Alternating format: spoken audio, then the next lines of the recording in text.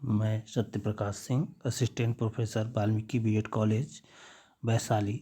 आज हम लोग बीएड फर्स्ट ईयर के कोर्स 1 बाल्यावस्था एवं उसका विकास पेपर की यूनिट 3 से संबंधित टॉपिक सामाजिककरण के बारे में अध्ययन करने जा रहे हैं। सामान्य तौर पे हम लोग इसमें सामाजिककरण का अर्थ, परिभाषा, प्रभावित करने वाले कारक और विशेषताओं के बारे में अध्ययन करेंगे। सर्वप्रथम हम लोग देखेंगे कि सामाजिककरण है क्या। सामान्य रूप से हम कह सकते हैं कि सामाजिककरण एक ऐसी प्रक्रिया है जिसके द्वारा समाज जो है अपनी सांस्कृतिक विरासत को एक पीढ़ी से दूसरे पीढ़ी को हस्तांतरित करती है। यानी कि हमारी जो संस्कृति होती है, जो हमारी परंपरा होती हैं, रीति रिवाज होते हैं, तो ये सारी चीज़ें कहीं न कहीं हम सामाजिककरण के माध्यम से ये अपनी एक पीढ़ी से दूसरी पीढ़ी को हस्तांतरित करते हैं। यानी कि एक पीढ़ी से दूसरी पीढ़ी तक पहुंचाने का कार्य हम सामाजिककरण के माध्यम से करते हैं। तो अगर हम सामाजिककरण के सामान्य अर्थ की बात करें तो हम कह सकते हैं कि सामाजिककरण एक ऐसी प्रक्रिया है जिसके द्वारा मानव को सामाजिक सांस्कृतिक संसार से परिचित कराया जाता है। यानी कि जो उस समाज की अपनी सांस्कृतिक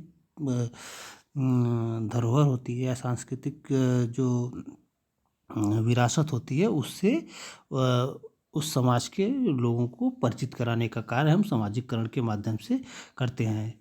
ठीक है, जैसे हम इसे सामान्य तौर पे हम कह सकते हैं कि ये एक ऐसी प्रक्रिया है जिसके द्वारा हम अपनी संस्कृति को एक पीढ़ी से दूसरी पीढ़ी तक हस्तांतरित करने का कार्य हम सामाजिककरण के माध्यम से करते हैं। अगर हम सामाजिककरण की परिभाषा की बात करें तो बैकमैन के अनुसार अन्य लोगों के साथ की जाने वाली अंतःक्रियाओं के परिणामस्वरूप जीवन में घटित होने वाली परिवर्तन की प्रक्रिया को सामाजिककरण कहा जाता है। यानी कि जो अन्य लोगों के साथ हम जो क्रिया करते हैं, उन क्रिया के परिणाम स्वरूप जो परिवर्तन की प्रक्रिया है, उसी को हम सामान्य तौर पे सामाजिककरण की प्रक्रिया कहते हैं। उसमें और भी कई मनोवैज्ञानिकों की द्वारा परिभाषा दी गई, जिसमें मेयर्स के अनुसार सामाजिककरण वह प्रक्रिया है जिसमें प्राणी अभिवृत्ति, संस्कृति, मूल्य एवं अनुभूति को सीखते हैं। तो इस प्रकार हम लोग देख सकते हैं कि सामाजिककरण को इन परिभाषा के माध्यम से या सामान्य अर्थ के माध्यम से हम देखें तो ये वह एक ऐसी प्रक्रिया है जो अपनी मतलब जो सामाजिक सांस्कृतिक धरोहर है उसको एक पीढ़ी से दूसरी पीढ़ी तक पहुंचाने का कार्य हम सामाजिककरण के माध्यम से करते हैं। सामाजिककरण का अर्थ और परिभाषा को देखने के बाद अब हम लोग सामाजिककरण को प्रभावित करने वाले कारकों के बारे में सामान्य तौर से बात करें तो इसमें सबसे पहला कारक जो है वो है परिवार। अगर हम देखें तो बालक के सामाजिककरण की प्रक्रिया जो है वो कहीं न कहीं परिवार से ही प्रारंभ होती है। तो उस परिवार का जैसा सामाजिक वातावरण होता है, बालक पे वैसा ही उसका बालक का सामाजिककरण उसी प्रकार से होता है।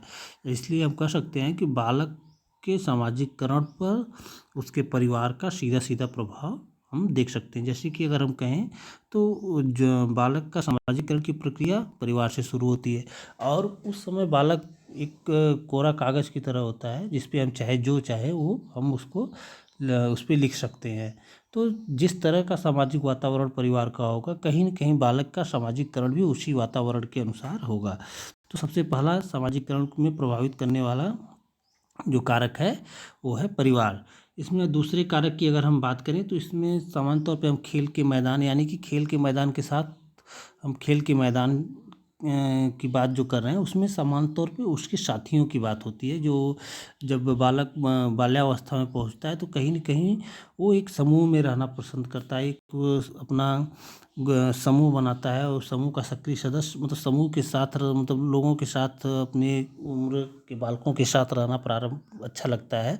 तो कहीं न कहीं खेल के मैदान से सीधा तात्पर्य यह है कि बालक का जो समूह होता है, बालक उस समूह के साथ दिन मतलब खेलना पसंद करता है, उसके साथ हमेशा मतलब कहीं न कहीं खेल खेलने के लिए खेल के मैदान में ही रहता है, इसलिए दूसरे कारक के तौर पे हम लोग खेल के मैदान को रखें, जिसमें कि अगर हम देखें तो बालक का दूसरा सामाजिककरण कहीं न कहीं जो उसका समूह होता है, जो जिस समूह के साथ वो खेल के मैदान में खेल को खेलता है, वो भी कहीं न कहीं बालक के सामाजिककरण को सीधे सीधे प्रभावित करती है। अगर हम तीसरे कारक की बात करें तो इसमें विशेष कारक में अगर देखा जाए तो बालक के सामाजिककरण को प्रभावित करने वाले बहुत सारे कारक हैं, जैसे विद्यालय है, फिर उस समाज का जैसे जिस समाज से वो बालक जिस समाज में रहता है उस समाज का वातावरण है, तो ये सारी चीज़ें कहीं न कहीं बालक के सामाजिककरण को सीधे सीधे प्रभावित करती हैं, जिससे कि बालक का सामाजिककरण ज़्यादा अच्छे तरीके से, ज़्यादा बेहतर तरीके से होता है। इसके बाद अगर हम बालक के सामाजिककरण की विशेषता की बात करें कि सामाजिककरण की विशेषता क्या है, बालक के सामाजिककरण की बात नहीं, हम सिर्फ सामाजिककरण की विशेषता की बात करेंगे, तो कहीं न कहीं अभी हम लोग शुरू में सामाजिककरण का अर्थ और परिभाषा और उसको प्रभावित करने वाले कारक में परिवार, खेल के मैदान, विद्यालय और विशेष कारक में समाज का वातावरण और उसके मित्र और ये सारी चीज़ें कहीं न कहीं विशेष कारक के अंतर्गत आते हैं। उसके बाद हम लोग अब सामाजिककरण की विशेषता की बात करेंगे कि सामाजिककरण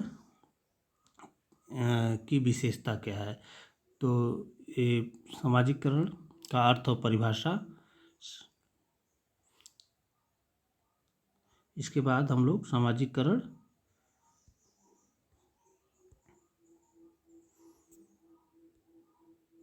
की विशेषता की बात करेंगे कि सामाजिककरण की क्या क्या विशेषता है। तो हम सामान्य तौर पे देखेंगे तो पहली विशेषता है कि सामाजिककरण सीखने की एक प्रक्रिया है। सीखने की प्रक्रिया इसलिए है क्योंकि सामाजिककरण के माध्यम से बालक के अंदर कहीं न कहीं कुछ सामाजिक गुण सामाजिक विशेषताएं उसके अंदर विकसित होती हैं, जिसको सीख के उसको अपने भावी जीवन में प्रयोग करके अपने जीवन को अपने समाज के अनुसार चलाने का प्रयास करता है। तो कहीं न कहीं सामाजिककरण के माध्यम से बालक कई तरह के व्यवहारों को सीखता है। तो इसलिए सामाजिककरण की पहली विशेषता यह है कि एक सीखने की प्रक्रिया है। जैसे कि अगर बालक के अंदर कुछ सामाजिक विशेषताएं विकसित होती हैं तो कहीं न कहीं उन विशेषताओं के माध्यम से बालक कुछ सीखता है। ठीक है, तो कहीं न कहीं सामाजिककरण भी एक सीखने की प्रक्रिया है। दूसरा, सामाजिककरण द्वारा व्यक्तित्व को विकसित किया जा सकता है। अगर हम देखें तो सामाजिककरण के माध्यम से बालक में सामाजिक गुणों को विकसित किया जाता है। उन गुणों के माध्यम से बालक कहीं न कहीं अपने अंदर कुछ सामाजिक विशेषताओं को विकसित करता है। उस विशेषताओं के माध्यम से कहीं न कहीं उसका व्यक्तित्व भी पहले की अपेक्षा अब नए तरीके से डेवलप होता है, उसके व्यक्तित्व भी विकसित होता है। तो दूसरी विशेषता यह है कि सामाजिककरण व्यक्ति के व्यक्तित्व को विकसित करने की एक प्रक्रिया है, यानी कि सामाजिककरण के माध्यम से व्यक्ति के व्यक्तित्व को विकसित किया जा सकता है।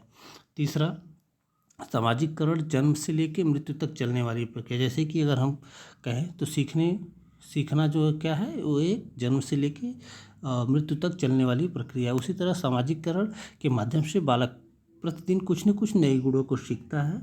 तो ये प्रक्रिया जो है बालक के जन्म से लेके वो सीखने की प्रक्रिया के माध्यम से शुरू होती है और वो अंत तक सामाजिककरण के माध्यम से जब कुछ न कुछ व्यवहार को वो सीखता रहता है।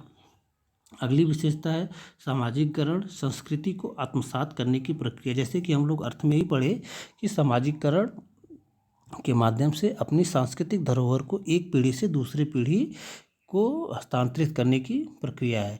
उसी प्रकार अगर हम देखें विशेषता में तो सामाजिककरण के माध्यम से कहीं न कहीं अपनी संस्कृति को हम सीखते हैं, अपनी परंपरा को सीखते हैं, अपने धर्म को सीखते हैं, अपने त्यौहार को सीखते हैं, अपने रीति रिवाज को सीखते हैं, अपने संस्कार को सीखते हैं। तो इन सारी चीज़ों के माध्यम से कहीं न कहीं हम अपनी संस्कृति को आत्मसात करके अपने जीवन में ग्रहण करते हैं और अपने आने वाली पीढ़ियों को अपनी संस्कृति से परिचित कराने का भी कार्य करते हैं। तो कहीं न कहीं सामाजिककरण के माध्यम से हम अपनी संस्कृति को आत्मसात करने की प्रक्रिया के माध्यम से उसको सीखते हैं और उसको अपने जीवन में तथा अपने भावी पीढ़ी तक पहुँचाने का कार्य करते हैं।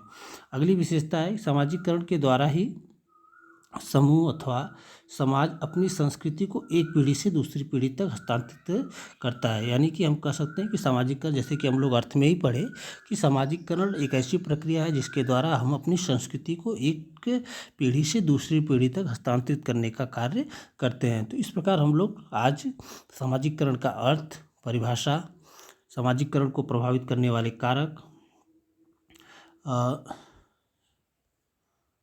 सामाजिककरण को प्रभावित करने वाले कारक, सामाजिककरण की विशेषता, इन बिंदुओं को देखें। धन्यवाद।